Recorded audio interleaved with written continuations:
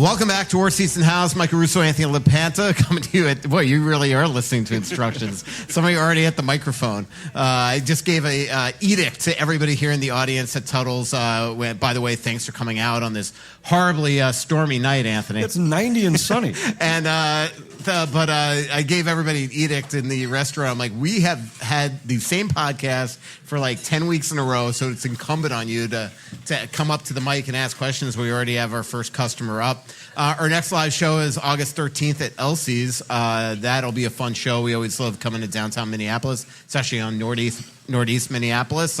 Anthony, you came in hot from Hudson.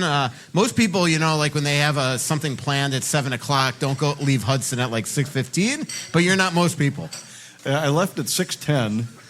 There was some traffic through downtown. Who knew? Yeah. Hey, was there even construction? Was there construction? There was some construction, on Highway 36. But I had 27 holes at White Eagle today, and then jumped in the car, raced over here. Yeah. I feel like your tint is a little darker than normal. Yeah, Holy it was crap, hot, dude. That's why when you said a storm of the century, I was like, well, not where I was. I was, it was 90 and sunny. All those giant trees in your backyard? You might want to just... I saw a tree fall. How about this? Yeah. I spent this last weekend up in northern Minnesota. Unbelievable weekend. It was really a cool weekend. I lived with 6 guys in college 35 years ago.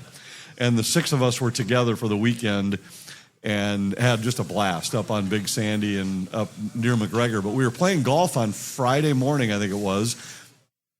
We're standing on the green, and all of a sudden you start to hear this crack, crack, crack, crack, and then bam, and this big tree fell. Wow. Like a huge tree in the forest. I've never seen it happen just and it wasn't windy or stormy or anything. It was just apparently it was just time for this tree, but I've never seen it happen. We all looked at each other and said, well, I guess that we thought it answered the question, like, does it make noise? But we were there to see it, so I guess that didn't quite answer the question. It made a lot of noise. It was loud. I have an arborer coming over. Is it arborer? Well, it's Arbor Day. Yeah, well, arborer coming to my house next week because in my entire community, there's one tree that's dead, and of course, it's in my backyard. The trees in your community are like twigs. Yeah, this one is... They're like 8 feet tall, and the trunks are the size of my finger. If this one gets struck by lightning, I'm in trouble because I will be liable for a lot of problems because this is the only tree in the entire neighborhood. I don't know. I mean, it can't be anything I did. There's no way. It's not like you water trees, but somehow... I'm sure it's nothing you did. Yeah, there's no way. Seriously, there's not a tree in your neighborhood that's like taller than you, is there? No, they are now. You haven't been... You've been to my house recently. I haven't looked out in the backyard, I guess. But when you moved there weren't any trees. Yep. So the update on the Wild, nothing is going on. No changes since the last time we talked. Question, sir.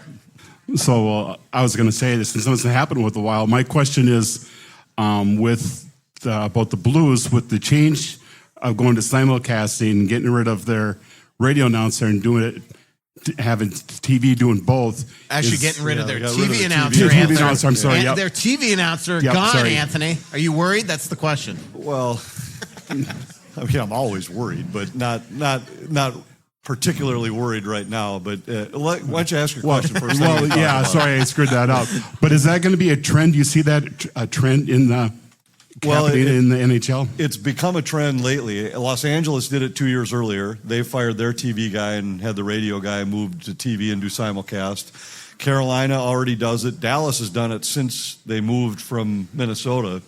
So there are some teams that have chosen to do it it's a cost-saving measure. It's one broadcaster instead of 2 when you travel, and you eliminate, in some cases, you eliminate a color guy and a play-by-play guy for the travel. So I don't think it's ideal. Hockey's the one sport where I think it doesn't make a major difference in how you call the game.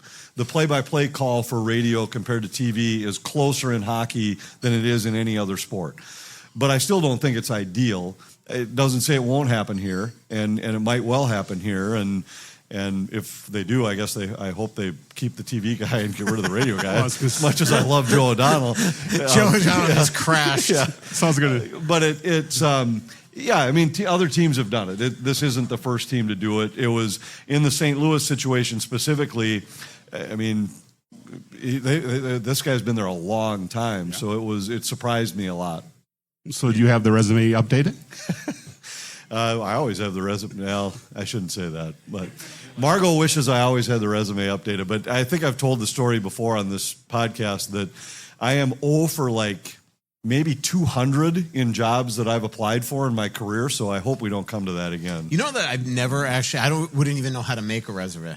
Well, apparently I didn't either because I'm 0 for 200. Like I've never had to. Like I got a job when I was 15 and it just kind of 3 jobs total. Well, I mean, I've had some other people call me to ask if I was interested in jobs, but in the ones that I searched for, I never got one. Yeah. Not one. Interesting. I wonder what I would put on my resume. I don't know if I'd say interesting. Margot would probably just call it failure. Yeah. I remember being on the roof of Tootsie's once with Margot, and you were listening to music, drinking vodka sodas, and she was just telling me all about how like every minute she worries that you're going to lose your job. Like she's watching the game, she's just worried you're going to say something stupid. Like everything. Yeah. Well, I think that's maybe the only reason why she watches the games is just to make sure that doesn't happen. Yeah. But yeah, it's it is an interesting question though, and an interesting topic for discussion, especially when you start to look at guys like that, because I mean, he had been there, I don't know how many years, Kelly, 20 years, I believe, and his dad was there before him, and yet when a team decides to make a change, now I do like Chris, the radio guy. I think his call is good, and he's a really active guy in the community representing the franchise. In LA, it was a little different. Their TV guy was Alex Faust, who had been relatively new, where their radio guy had been there forever. And I don't know how many more years he's going to work there, but they asked him if he would continue on in a simulcast role. So I don't know. We'll see. It's nobody knows where the TV or the business is going right now. I mean, there's so many unknowns with the regional sports networks and how distribution is happening. I mean, it's a much more complex answer than the question that was asked, but there are a lot of people right now that have no idea where sports on TV is headed. Other than the fact that viewership right now, the demand is higher than it's ever been for live sports. And I think part of it is because people have gotten so used to that they can watch any game, anywhere, anytime, and they just expect it. Like in the old days, if you lived in Minnesota, you could watch the Wild game and then whatever was on national TV, and that was it. Now everybody just expects that they can see every game. So the demand is higher than ever, but nobody knows where it's headed in terms of who's going to be carrying these games. Are the regionals going to survive? Is it going to be a streaming-only thing? Twins have made their change this year. I mean, nobody's safe right now. I was at the Mall of America, and this kid came up to me with his mom, probably like, I don't know, 14 or 15.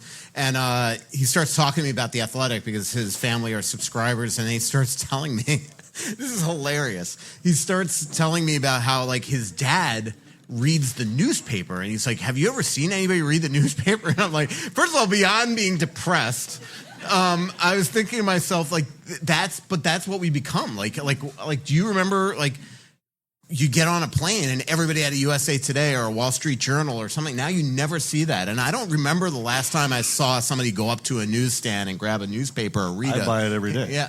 But you know what I mean? Like I get ridiculed by my kids for doing it. Yeah, like we become this like society that nobody reads. Like the whole media landscape is changing. But you should have seen this kid's face when I told him that I worked at the Star Tribune and the Sun Sentinel for probably longer. Well, definitely longer than he's been alive, both. But the Strib for 12 years.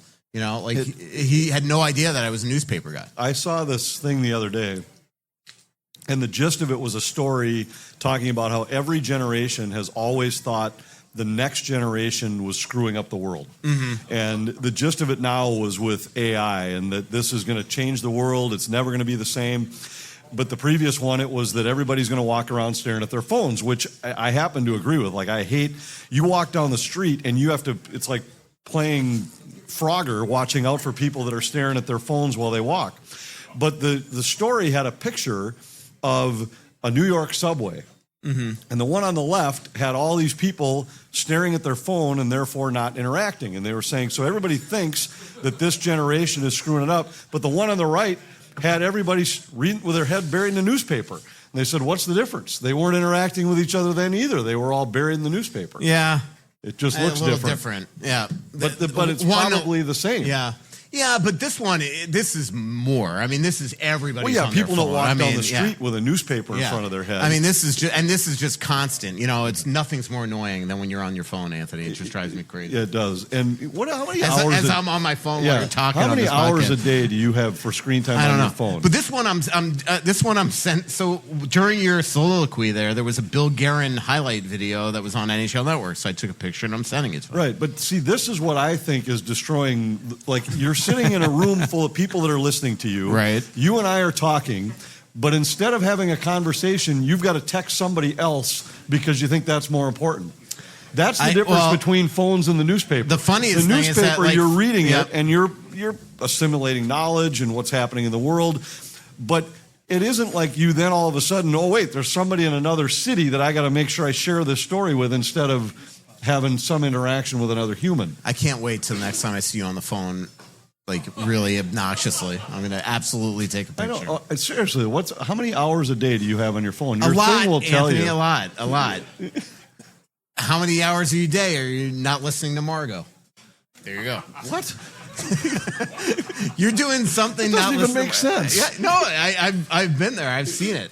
That's you have other things that distract you. Me, it's the phone. Remember the story she told? I think she just told the story on our Spain trip about her giving me the silent treatment, and I didn't notice for a couple of days, so she had to tell me. That was bad. Yeah, you had no idea. It was pretty good. All right, question. Hey, my name is Tim. Hey, I'm Tim. from Eden Prairie. And I want to ask about this Kaprizov contract situation. Mm-hmm.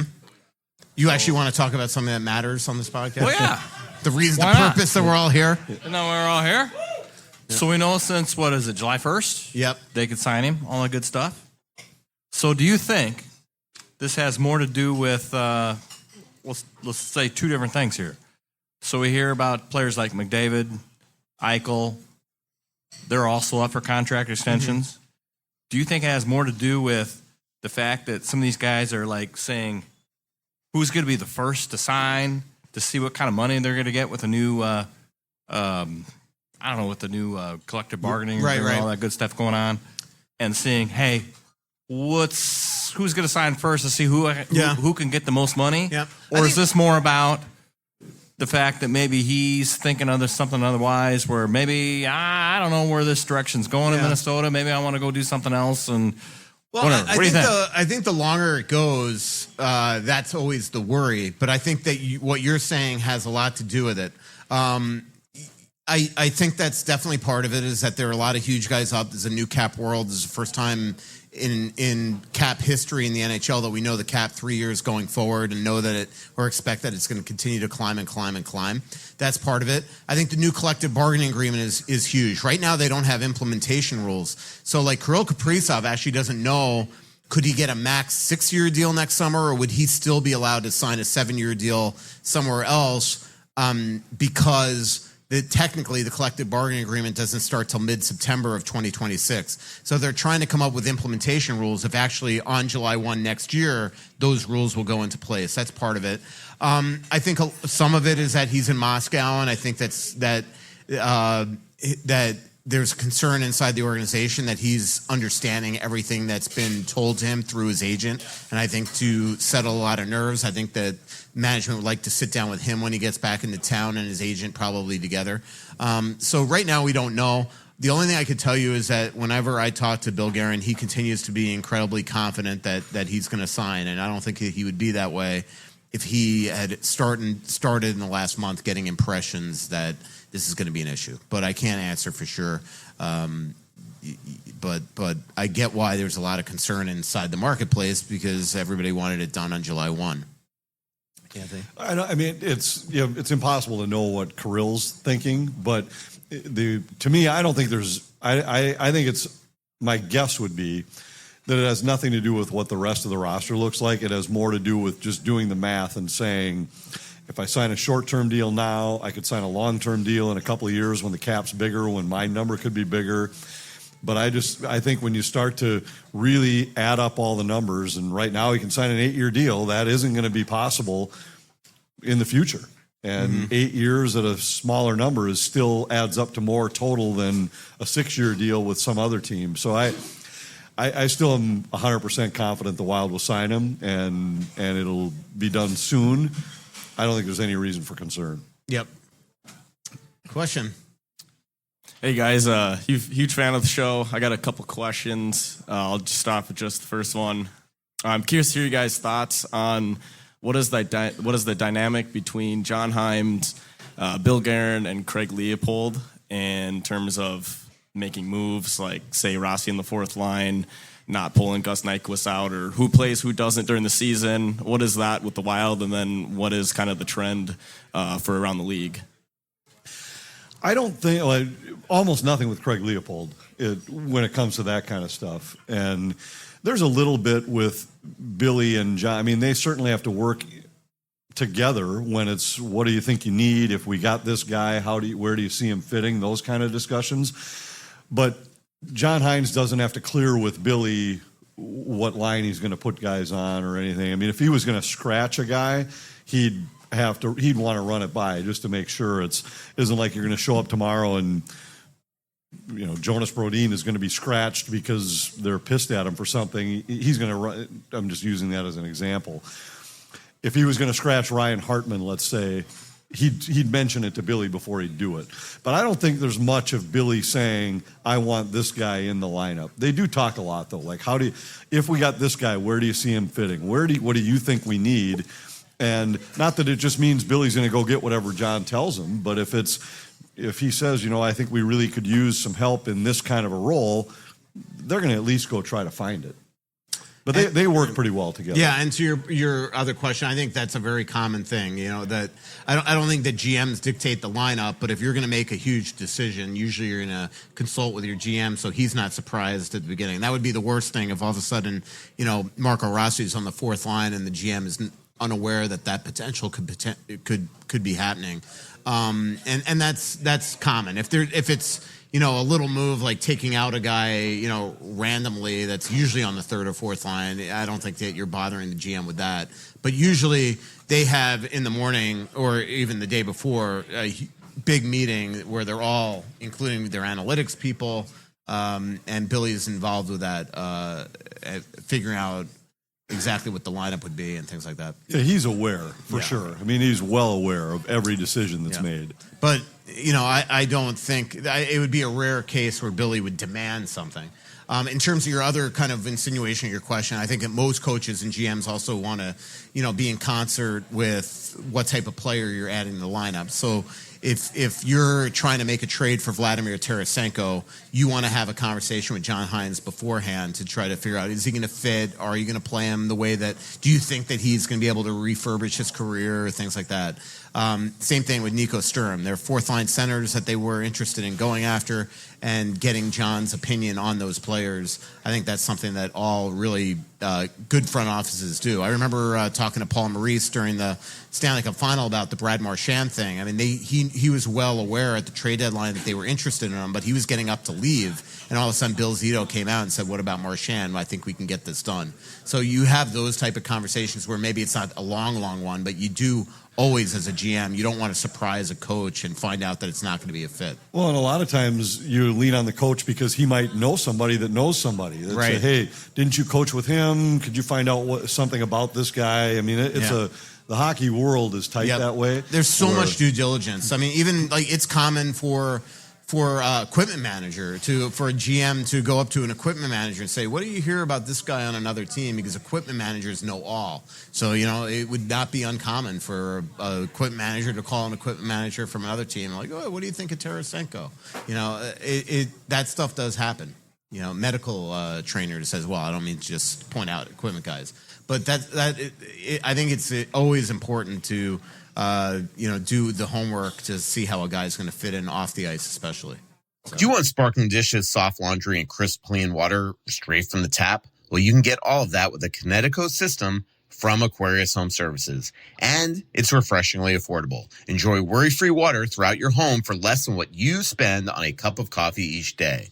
And now is the time to upgrade. Right now, for a limited time, you can save up to 25% on a new Connecticut water treatment system. And you get started by scheduling your free water analysis with Aquarius Home Services. How do you do this? Well, visit AquariusHomeservices.com for details. That's AquariusHomeservices.com. Aquarius, earning the right to be recommended. And don't forget to mention that Russo sent you.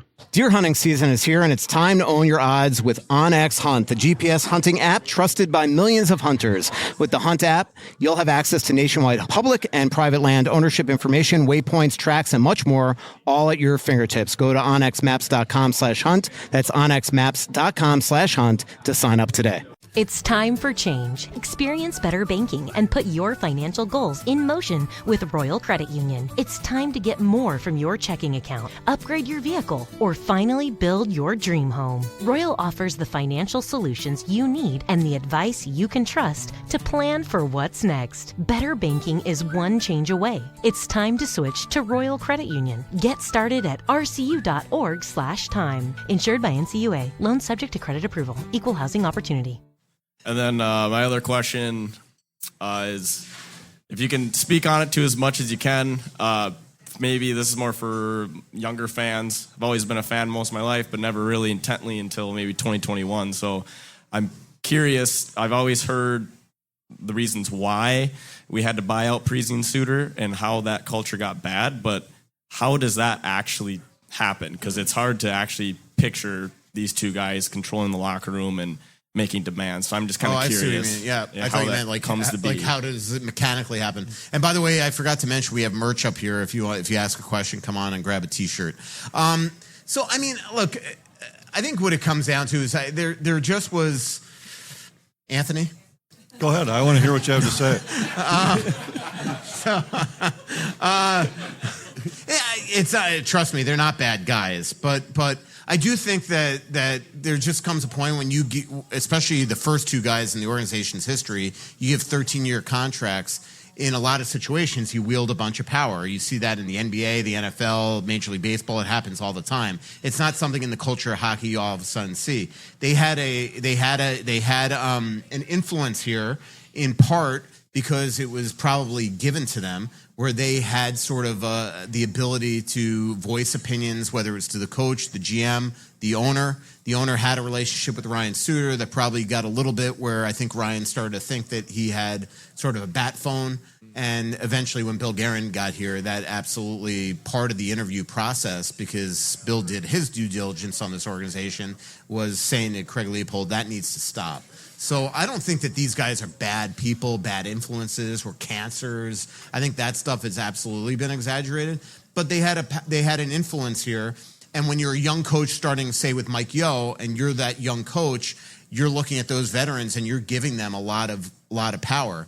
But once you do that, it's almost impossible to pull that lasso back and say no more. And so unfortunately, it probably cost Mike his job. Then Bruce came in, and now he's trying to pull that back. Torchetti, I don't even want to get into, because Torchetti is the one that stood up to Ryan, and it didn't go well for him. But I think it all starts. I obviously I'm saying as much as I can, but Yeah, I'll just the one thing I will say is they are not bad guys. Well, they're not bad guys. I agree with that. But they were guys that once they had that power, and I think the first point you made was the best one. They had 13-year contracts. They knew they were going to be here longer than any head coach. So when a head coach knows that too. So when he decides to try to put the only hammer a coach has is playing time. But when he doesn't have that hammer, because this guy says, I don't want to play on that line, I don't want to be on that defensive pair, and the coach succumbs to that, it really made it tough. And then I think once those guys had the power, they knew it, they abused it, and Billy Guerin said, this isn't going to work. We have to just clean house, and we have to have a spot where it starts with me, then to the coach, then to the players, no matter who they are, no matter what their contract is, no matter there's a pecking order here that has to be in line. Thanks, guys. Yep. Hi there. I'm Mark from Long Lake, up Stubbs Bay, whatever. I got questions on advanced stats. There's a guy named Schnabel that actually calculated that when you have a controlled ozone entry, you get twice as many shots as when you dump and chase. And Herbie Brooks 45 years ago proved that with a maintained puck control as part of your system, that you can even make a miracle happen. So the question I have is, for the Wild, where do you think, or do you know where they rank for percent ozone controlled entries and percent controlled D-zone exits in the NHL?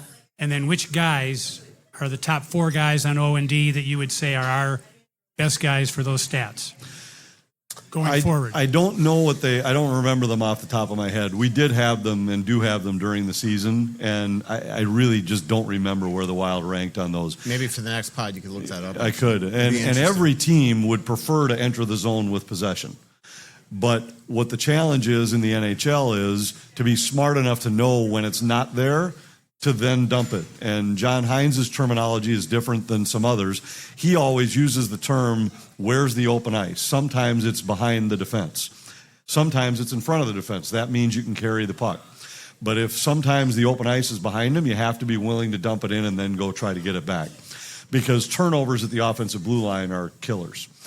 When Herb Brooks was coaching, the game was different. And it was totally different than it is right now. It wasn't nearly as fast, not even close. And so it was a different style, and it wasn't as physical in the international game as it was in the NHL. That also played a part. But everybody would prefer to come into the zone with possession. I remember on the zone exits that Jonas Brodin was number 1 on the team, but I don't remember what his percentage was high. He was in at least the last time we were talking about it was fairly late in the season, but I want to say he was in the top 6 or 8% in the NHL in terms of the percentage of times that he successfully got out of the zone. I don't remember on the entries who the top guys were. I mean, entries, you could always say Kaprizov and Zuccarello just by thinking about it. But, I will tell you. Actually, I don't think Zuccarello is. I think there were a lot of offensive blue line turnovers for him. I don't remember, though. I shouldn't say that because I should go check it out and make sure. You can wing it, but that's fine if you want to stop. I really, when it comes to statistics, I do. There's a lot of them that we look at, and with those, we don't use them a lot in our broadcast. And the only reason is, well, there's 2 reasons. One is, if you say there are some stats you can throw out quickly in a broadcast, and everybody knows what it means. This guy's a 20-goal scorer, a 30-goal scorer. Right. This is a 300 hitter. This is a 30-homer guy. I mean, those are the stats everybody knows what they mean. If I start to say that this guy is 86% efficient on zone exits, well, what's 86%? What's normal? Is it 90? Is the league average 92? Is it 73? And so if it's something that you have to explain in more detail, we then try to do that on a graphic where it's at a whistle and we can say he had 7 successful zone entries this game. His season average is 4 or something. And that's the second part of it, is that when we get those stats, for whatever reason, they don't just they don't share with us the full database. So I can't manipulate it to say, well, he's at 7, the league average is 6.8, or all they do is tell us like what percentile he is. So is this specifically NHL Edge? NHL, yeah, which is at its infancy, right? Yeah, it is. And then it's also, I forget the other service that we use, but they both do the same thing. And so we'll get something that says, the Wild are 6th in the league in zone entries, but they won't give us the list of 1 through 10. They'll just tell us, like, here's where the Wild rank on this stuff. So we don't use it a ton just for that reason, because I think that a viewer he'd want to see, like, okay, well, if they're 10th in the league, what's first? How big's the range? Is it this team is 8.1 and this is 8.0 and this is 7.9, or is it a wide gap? So it's an interesting question, and it is a stat that I know John Hines uses it quite a bit, because he'll reference it sometimes in the morning where he'll say they're 3rd in the league in shots off the rush, they're 2nd in the league in high danger chances from this, but we don't know who the other teams are, so we just don't use it as a graphic very often. Yeah. I love it when you do. I do too. If we can do it, if we get the full information, we try to do it. For example, being a stats guy, I know that Kaprizov ranked 4th last year for open ice dekes that were successful. He was ahead of Celebrini, who was number 1 on percent offensive zone entries. And the top 2 In guys terms were of open ice dekes? open ice dekes that were successful, and you zoom around the guy. Okay. He was 4th. The top 2 guys were. I guess I've never seen that stat. Yeah, seriously. I'm he reading tried to weird he things. tried to Yeah. he tried to deke Kujulia in Edmonton. That didn't go well for him. One thing I will tell you, you know what defies this all? The Florida Panthers. I mean, they've got to be number 1 in the league in dump and chase. I mean, it is beyond belief. They never go into the zone with controlled entry. It's not something in their MO. It's part of the system. They dump it and dump it and dump it and dump it, and they just pound the heck out of D. So I have a second, if I can ask. Yep, go ahead. Okay. I don't know if there's a stat for this, but it'd be really cool for making the best lines possible to get the points per game for, let's just say, a couple of guys paired together, like Kaprizov plus Zuki versus Kaprizov plus Boldy. What was the better points per game for those guys? And then even more interesting, because I want to have a second line that has scoring punch, if you could look at things like, say, Boldy versus Kevin Fiala versus Boldy with Kaprizov on a first line where you got to play the top D guys versus Boldy with Fiala on a second line back in 21-22 where they're not playing the top guys, and that second line was great at scoring, and we had 113 points, and it was just the most fun season with all the come from behinds, and that's a second line that if you're going to decide, do I put Boldy on a second line and mix it up, you'd have that stat and you'd go, oh, you could make some comparisons. Do they even have that stat? Yeah, they do, and they do have the one you can look at points even per minute together. So it isn't just total points. You can look at points per minute when you can look at Kaprizov with Boldy and without Boldy. So you can look at every single player and say, who are the best 3 guys for him to play with? Who are the worst 3? And there are some that, I'll give you one example, that for whatever reason, Marcus Foligno and Marco Rossi played great together. Their analytic numbers were terrific together. I remember asking Hines about it, and he said, we can't figure out why, but every time we put them together, it worked. Then why doesn't he do it? They do it. They did for a while. They did a little. And so he kept going back to it. Well, part of it was because he had Rossi playing with higher skilled players, but every once in a while when he'd juggle the lines, that's where he would juggle them, because he didn't want to start a game with Rossi on the third line with Foligno. But there were some times where a top 6 guy was out that they threw Foligno up there just because they said he seems to play well with Rossi. Remember game 1 against Vegas, Rossi started with Foligno. Right, Yep. and they were good together. Yep. But so they do study that, and they look at every single player, and you can do it in pairs or in combos of 3, and you can see what their points per 60. They can also do it against opponents, but I don't have access to it where you put a teammate and an opponent.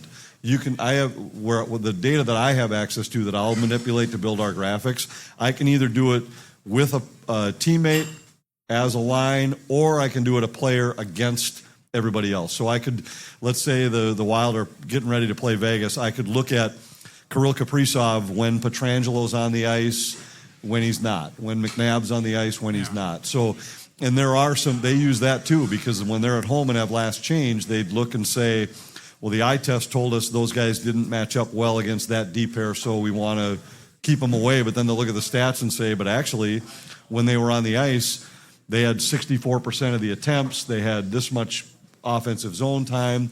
So their analytics department studies all of that every single night, and they use it. We use it quite a bit on our broadcasts, I'd say, compared to others. You do great on it. I love it when you do. Well, thanks. I appreciate that. It's a lot of time, because a lot of times you're digging, and then what you think you saw, all of a sudden you find the stat, and it's like, well, it wasn't there. But then sometimes we'll find one that really is good, and then we'll use it. Thank you very much. Absolutely. Go to moneypuck.com. Yeah. MoneyPuck is one of the sites that I use on a nightly basis. There's about 6, because the challenge with hockey is there isn't one all-encompassing website or stat database that has access to all of this stuff. And I'll use StatsPass, I use Sport Radar, I'll use MoneyPuck, I use the NHL site. I use natural stat trick quite a bit. They're all good for a couple things, but none of them have everything. Hey guys, I don't want to reignite one of the greatest debates of our generation about blocking versus earning your ice time, but I think I'd be curious to see what you guys say about the development of our players and all these drafts, always having great draft grades, top prospect pools, and other than Rossi, Ogren, and Volstad, not too many other draft picks have really played a game for us. Well, Boldy. Since Bill Guerin's been here, Yeah. I should say. Well, I mean, like part of it is the amount of the amount of veterans that they have on the team, but part of it is that this is a league where guys are usually spending time in the minors before they get here. Their top draft picks have been mostly junior guys the last couple of years, and they have to graduate to professional hockey. The guys in Iowa, some have definitely not panned out, like that much ballyhooed blue line. So far, we really haven't seen anybody. Even Damon Hunt was traded to Columbus and didn't get a game for them. So that is an area where I think that we'll have to see if it's time now for Carson Lambos to get some games this year. But he's still 21 years old, right? I mean, these guys are really young players. So, But do you put that more on scouting or development? I put it on just that's what their development process is like. Dylan Eller-Urov was probably ready for the league, but he stayed in the KHL. Riley Height, these guys are 19, 20 years old. It's not really, to me, anything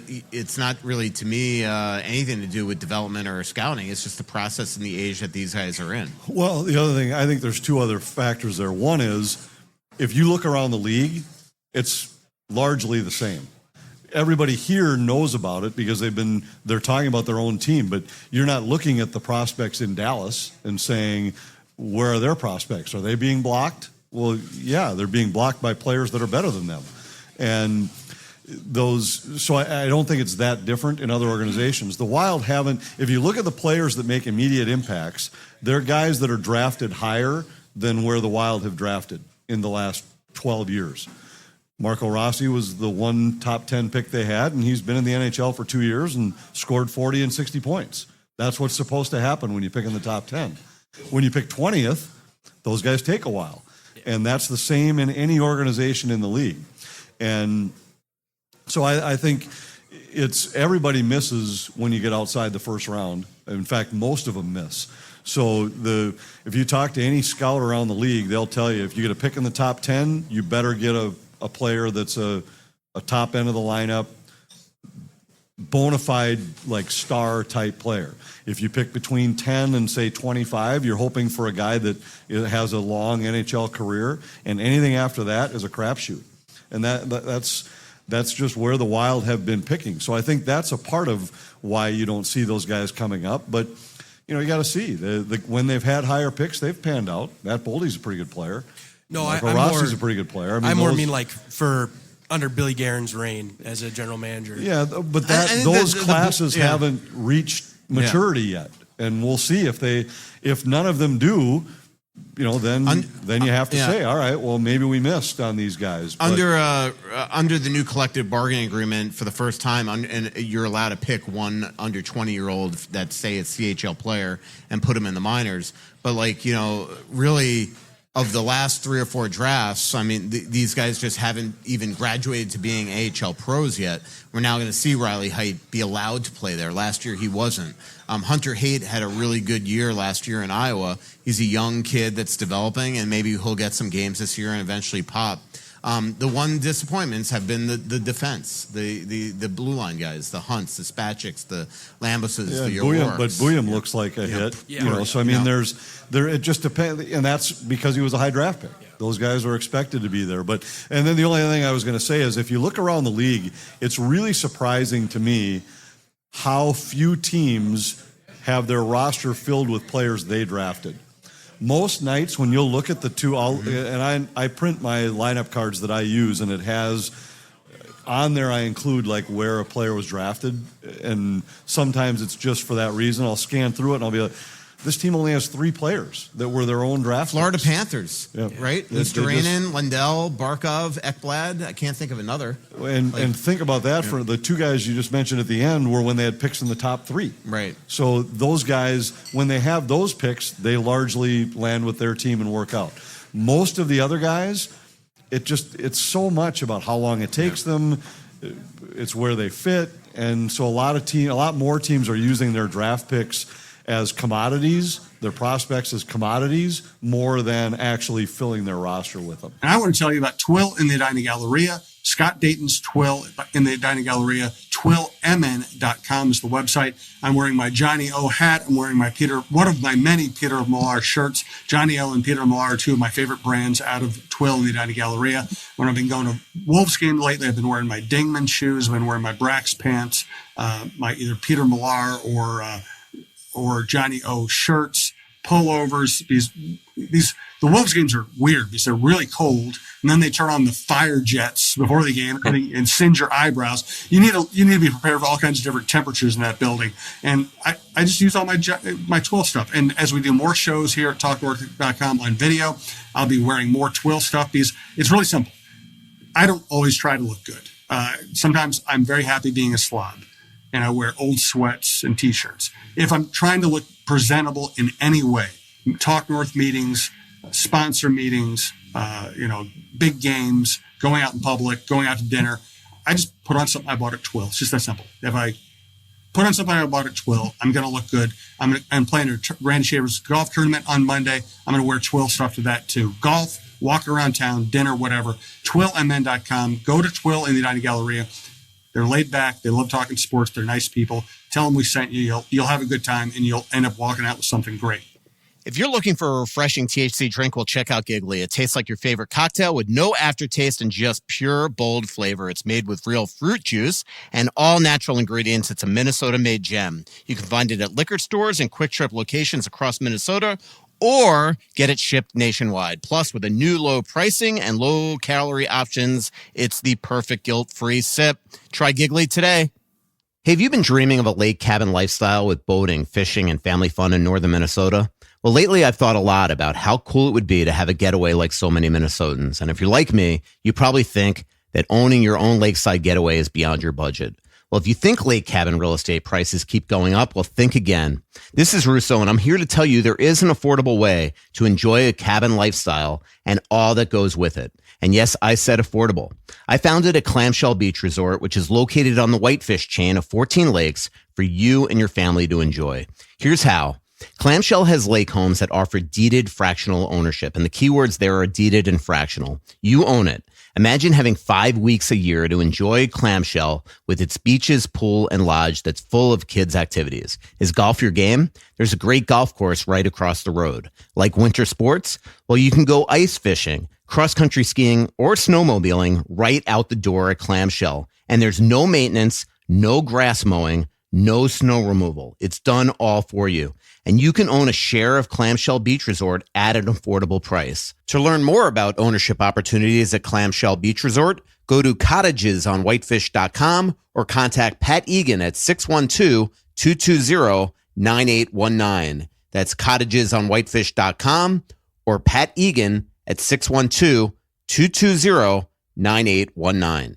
I guess I'm just more, grew up being spoiled with developing, Brodeen, Josh Harding, all these guys who spent time with the Iowa Wild or the Texas Stars that, graduated and became great NHLers. But I had one other question. It's not for me. I would say no to this trade. It's my friend Peter. He's too shy to come on up.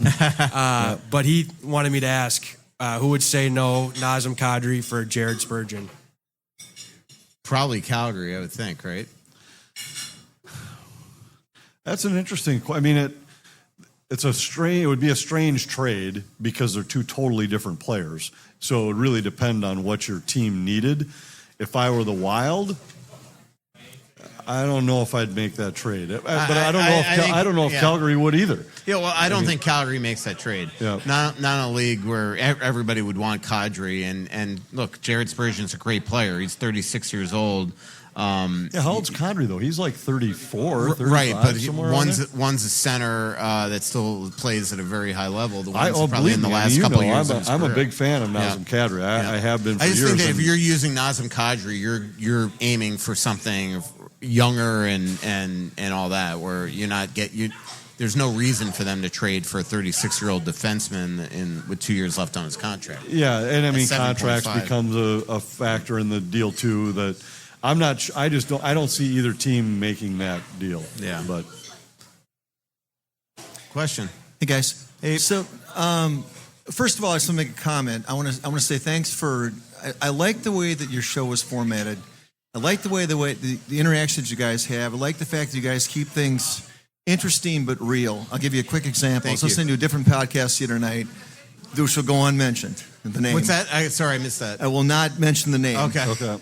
But one of the things that was suggested was a trade package involving Z Buium and Matt Boldy and a pick for Sidney Crosby.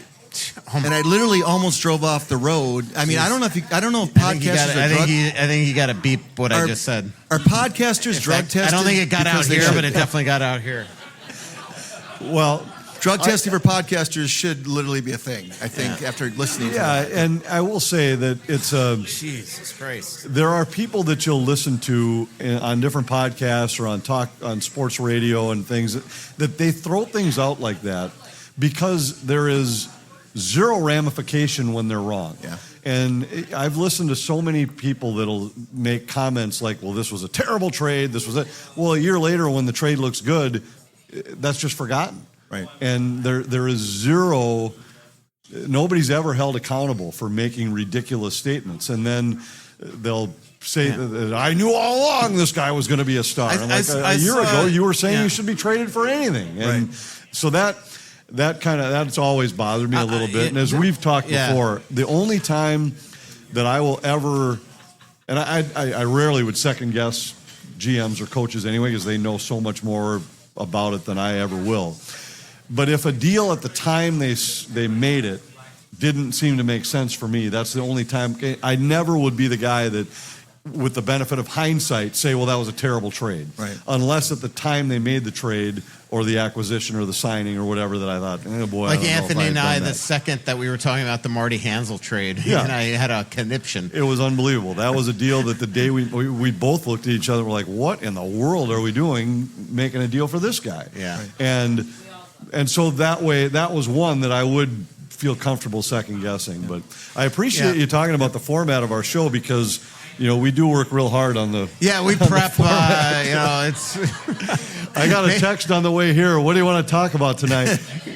Well, I actually have I got two quick questions. And his reply, by the way, was, "I don't know what to talk about. Nothing comes to mind." So I've got two quick questions. I'll sit down. The first question is, with potential for 5 rookies on the opening night roster, which of the 5?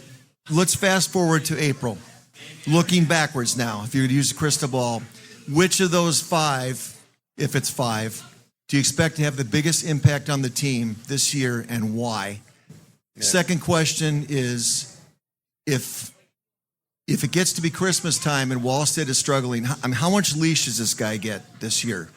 So I'll let you guys answer that. Yeah, well, how much leash Wallstedt gets really depends on Gustafsson. Like, if Gustafsson's having struggles and Wallstedt's having struggles, now it puts the Wild in particular in position that they've got to fix their goaltending. We've seen that in the past, right? When the years that Backstrom was hurt and Kemper and Harding couldn't be, next thing you know, they're trading for Brizgalov. And so that really depends. So how much leash the Wallstedt gets, I think, depends on if they can rely on their number one. Before I get to your second question, the one thing I will say about what Anthony said about zero ramifications is that's also, like, a lot of times why if somebody asks me a question about a trade or a rumor on Twitter, I won't reply because things get aggregated to such a degree. I saw some headline today regarding something that I said on a podcast that Kaprizov's going to get more money than Draisaitl. It's spun that I said that Kaprizov is demanding more money than Draisaitl. That's not what I said. This was just a logical thing that we're in a new year and that Kaprizov, to get it done, is going to need to get more than $14 million. This wasn't demanded, but now Kaprizov's going to see that. So like there's zero. There's some aggregators in this town, but also nationally that just drive you nuts because they have they have, they like to consider themselves media, but all they do is create problems.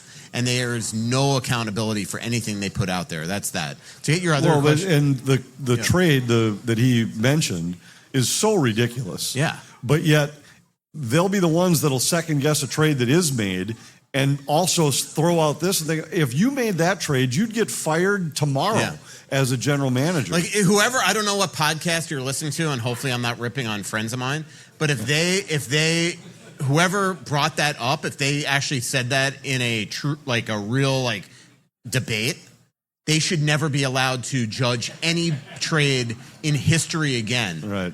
Publicly.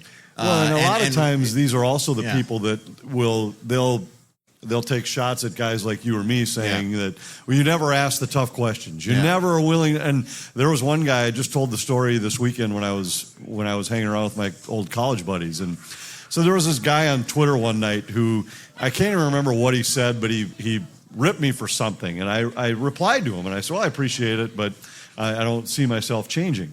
And he said, well, you'll never ask the tough questions. And I said, I tell you what. And I replied to this guy on Twitter, and I said, I'll tell you what. You come down to morning skate tomorrow. I'll make arrangements for you to come in. You look eye to eye with Dean Evison and tell him that you think his decision on the penalty kill yesterday was wrong. But you have to do it face to face, and you have to look him in the eye and say, I'm going to ask the tough question. You don't know what you're doing on the penalty kill.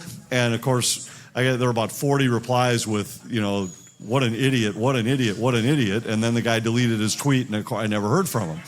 But it's real easy to say, you never asked the tough question. Okay, well, come down and ask. Come on down and stand right next to me and look him face to face. Don't send it as Wild Expert 18 on Twitter. Yeah. Come and ask the guy face to face and look him in the eye and say, you don't know what you're doing on the penalty kill. Then you'll be Mr. Tough Guy asking the tough question. Yeah. And, well, that's the thing with Twitter right now. And I promise we will not forget your question about rookies. But that's the problem with X right now is that they're all anonymous accounts. They have no accountability. They know it all. They virtue signal like there's no tomorrow. Like they are the world's most perfect human beings. And then that they say the most vile stuff to people. It is truly like I had a situation last week where you should have seen these accounts coming after me that were trying to pretend like they were the best human beings ever, and they were the most disgusting, despicable things. If you go scroll their timelines, they're just full of hate and absolute. They're the worst. Like I actually think like one way to make social media better is to absolutely mandate that it's somebody's true identity. Not just a bunch of random characters that they could just say something in the ether and act like they absolutely are, Mr. or Miss Perfect. It's beyond belief. To answer your other question, I'll just go with what I've been saying pretty consistently. And it's not that I'm saying that he's going to be the best player, but I just think Zeev Buium, just because he's going to have the ability by April to play the biggest roles, play a lot of minutes on the blue line, play the number one power play. I'm not saying that Janilo Yurov isn't going to eventually get there, but just right now where he's starting, unless he proves himself in camp, he's probably starting in a bottom six role or even as the 13th forward. So I just think when you're a top defenseman and you're on the number one power play, we just saw it with Lane Hudson this year. When did he soar? In November when they put him on the number one power play. So I just think that Zeev makes the most sense there. Yeah, probably. I think that's a good way to look at it. I guess you could argue, though, too, that there's no bigger impact on the ice than the guy in the goal. Right. So if Volstad ends up playing 30 games, he's going to make a huge impact on the team. Good point. But I'd say I agree with you. I think Buium probably is the guy that will have the biggest impact among the rookies. Yep. Some more questions. We got 10 minutes left in the show. I don't have 10 minutes for questions, but I'll ask one here. We got to beat this storm of the century. Anthony's really worried about getting home. worried. So last 7 years I've been a season ticket holder, and these last 2 years at home, at least, it feels like they're struggling at home. Is there in terms any of wins and losses? Yeah. Well, this year they did early. They got better as the year went on. They got better as it went on. But this year was, for a while, it was historically bad. Right. Like by Wild standards, not by NHL standards. But I think it was Christmas time at that point. I want to say they had only had one season with a lower points percentage at home. And there were they were starting to talk about a whole bunch of different, like, they've been having their morning skates at the practice rink. It was, maybe we should switch them back to the game rink. I mean, we got to try something, but then it got better. They were better at home in the second half. And I'm not sure why. There were a lot of different ideas thrown out that just the type of guys they are, the number of young kids they have at home, and when they're on the road, that's not a part of their life. I mean, there were a lot of different reasons why they thought maybe it was an impact. Yep. Juricic and the capital used to acquire him. Your thoughts? And after getting to watch him play a little bit this year, your feelings on him being an impact player? And how did you shoot? I shot fairly well today. I didn't chip particularly well, so my score wasn't quite as good as I'd like it to be, but I hit the ball well. Played better up in McGregor over the weekend. I can't believe that you hit the ball in the water and had to jump in the water in that promo video for. Yeah, that was at the 3M thing. That was about 10 hours after we landed coming home from Spain. I hadn't swung a club in 2 weeks and went out there. My first swing did land. My first two swings landed on dry land, but the next one did not, and I was in the bottom of the pond quickly. I was the first one out. No alligators in Minnesota. No alligators. Although there were huge fish in there. Apparently I don't know if you guys knew that, like, it's a DNR safety or protected or something piece of pond on the 18th hole at TPC. So they stock it with fish, but then there's only like 4 people that can fish it for some reason. I didn't really understand all that. I'm not a fisherman, but so the public can't go fish there, but somebody can. There's only like 4 people. I don't know how that works. Right. And anyway, you didn't get attacked by one of them? I didn't get attacked by, but I saw one jump. I thought at the time of the Juricic trade that they gave up a lot to get him, and at the time, what didn't make sense to me was the one big trade chip they had potentially at the deadline was their number 1 pick, and they gave it for a player that I didn't think was likely to make an impact this year. He is a top 6 talent, and they seemed optimistic with what they saw when they saw him last year.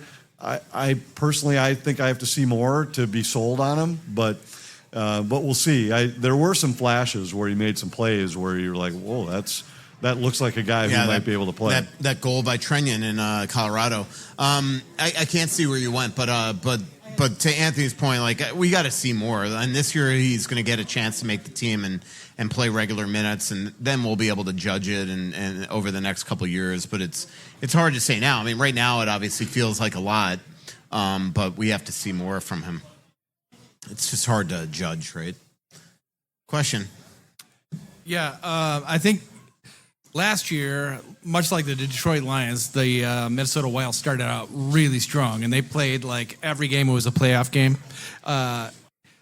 Is it sustainable to play that long of a season and then go as strong as they did? Like, to me, I can't remember another time that I believe that the Minnesota Wild was really at the very top, and that they were the number 1 team in the NHL, not just in our division. They were there, and they started out too strong. And if you look at teams like Florida Panthers, they kind of played what they needed to and then took off for playoffs. And I wonder if it's sustainable for them to do that again.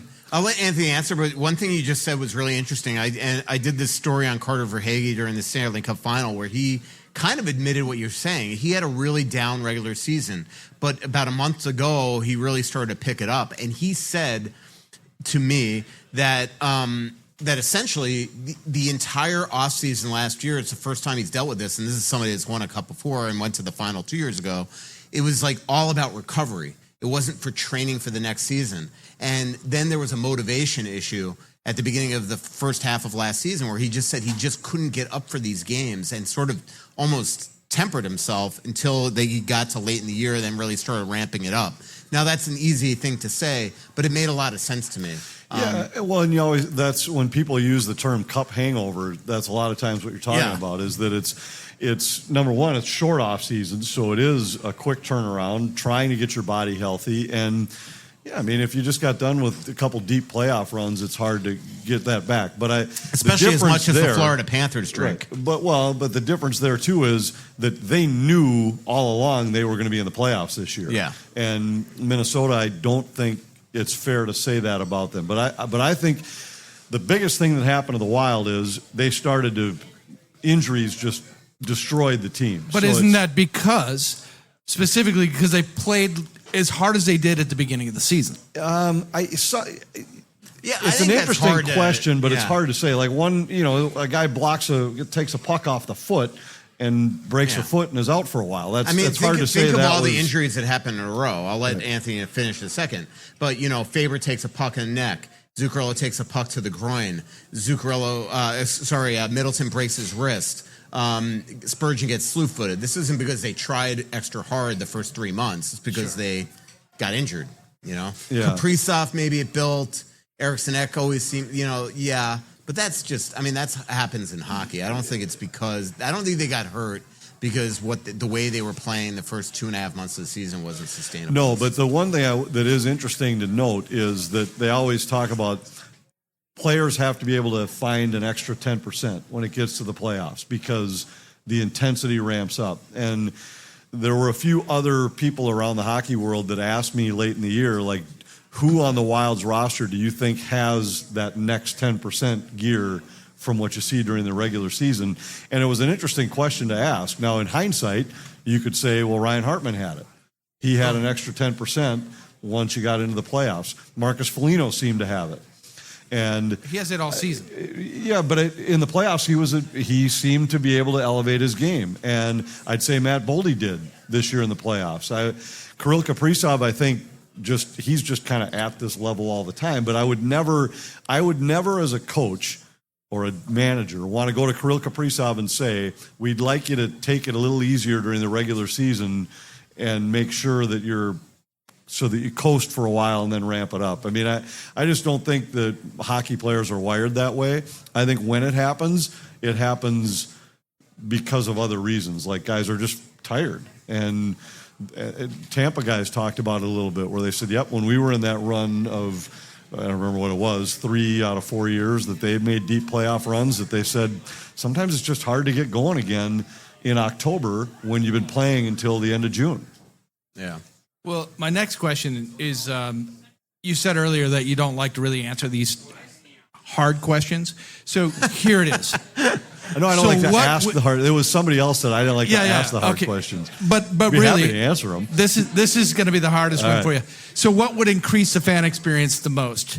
Would it be the Vuvuzela coming back, the horns, the hockey horns?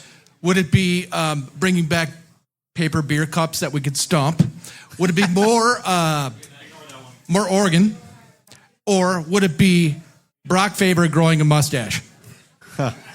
Well, the fan experience is really a tough one to answer because I rarely am a fan. People will always ask me, like, what's the best place to eat at XL Energy Center? Like, I haven't eaten at a concession stand there maybe ever, but for sure not in the last 10, 12 years. You're not even going to believe it. So the other night I went to the Lumineers concert and I went to concession stand and got something like a carved something. And I'm like, this might be the first thing I've ever bought here. Like I've never, ever, and I've been to concerts before, but it's the first time that I actually went to a concession stand and purchased something. But it was just so funny that you brought that up. Like, I just don't, we don't experience games the way that fans do. Sometimes fans will ask me, Anthony, like, about the goal horn or the the type of winning goal song or goal song that they have in just another building, and I don't even hear it. Like, it just doesn't resonate. It's a different experience. Yeah. So I haven't stomped on a lot of beer cups there, so I can't really. I don't know. So I guess I don't know what would you guys would be the ones that should answer the question. What would make the fan experience better? More wins, that'd be good. Brock Faber's mustache. I don't even know if he can grow a mustache. I think he can. If Spurgeon can, he can. So. I don't know if you call that a mustache that Spurge can grow. It's like the Count. All right, last question of the show. Okay. couple of podcasts ago, somebody asked about Yurdov's face-off ability. I looked it up. In the early part of his career, he had less than 37%, but last year he was north of 47 in the regular season and north of 45 in the playoffs. And Nico Sturm, who's great at face-offs, first year in the Wild, he was less than 30%. Yeah. And he's 2 years ago, he was over 60, and his lifetime career is 56.6. Yeah. So you want to comment on face-offs? Well, absolutely. You know, one thing that I love that I'm seeing is like Marco Rossi the other day working with Joe Thornton in Switzerland on his face-offs. Isn't that neat that he's working his butt off this summer on areas where he just wants to get better? But that's what Nico said. Like, I talked to Nico a lot about face-offs when I was covering the Panthers during the last couple of rounds. Nico had a lot of time on his hands because he wasn't in the lineup every night. And he said, he is really fascinated with the intricacies of the face-offs, everything from the tendencies of the center he's going up against to where they are on the ice, to the way a certain linesman drops pucks. These are what the really good face-off guys do, is they study that stuff. And he realized a couple years ago that this was going to be his role in the NHL. If he was going to prove his mettle and be a regular NHL player, that this is going to have to be the role that he's going to have to do. And he looked at that area and trying to improve it, and he's done a really quality job. And that's one big reason why the Wild signed him. The Wild have been looking for somebody to help them on the faceoff dot for a while, and we've talked about it before. The one that still is dumbfounding to me is Joel Eriksson Ek, because he looks like a guy that should just be a beast on faceoffs, and yet he's never had a season at 50%. And I believe that if he did, and when he does, because I still just believe that eventually he's going to be a good faceoff guy, that then he'll become a true like Selke type candidate, because that's the one thing that's been missing from his game. And maybe having somebody else that can take a few of those draws a little bit off his plate can help him in that area. But it isn't something that, it's a learned skill. It isn't just a fluke. Bruce Cassidy said last year that one probably thing that's keeping Jack Eichel from being a true Selke guy is face-offs. So other than that, he's just as good as it gets. Thanks to awesome. That was awesome that all you came out and asked these great questions, because otherwise this show really would have been about 5 minutes. Not a lot to talk about right now. As I mentioned to a couple of you, but when I got here, I have checked this last couple days. Joe Smith and I did write a big story on burning questions with Kaprizov and Marco Rossi in today's Athletic, but I can tell you that nothing has changed since our last podcast, where they've just all sort of taken a breather. You know, I'm not saying it's not going to get done with the one phone call, but right now nothing has changed since then. I still don't think it's anything to be alarmed about, but that's just the way it is. Our next live show is at LC's on August 13th, 7 p.m. Alex, our incredible producer, will be there, setting up ahead of our time. Again, LC's August 13th at 7 p.m. Thanks to our incredible sponsors. I was just at the Mall of America, and they have a Giggly store there. Giggly THC Beverages, Aquarius Home Services, your local authorized dealer for Connecticut Water Treatment Systems, Clamshell Beach Resorts, Onyx Maps, Twill and the Edina Galleria, and Royal Credit Union. Thanks for coming out to Tuddles, everybody. So much coming out, there's nothing going in. I know that you feel like you're never gonna win. Oh, but the world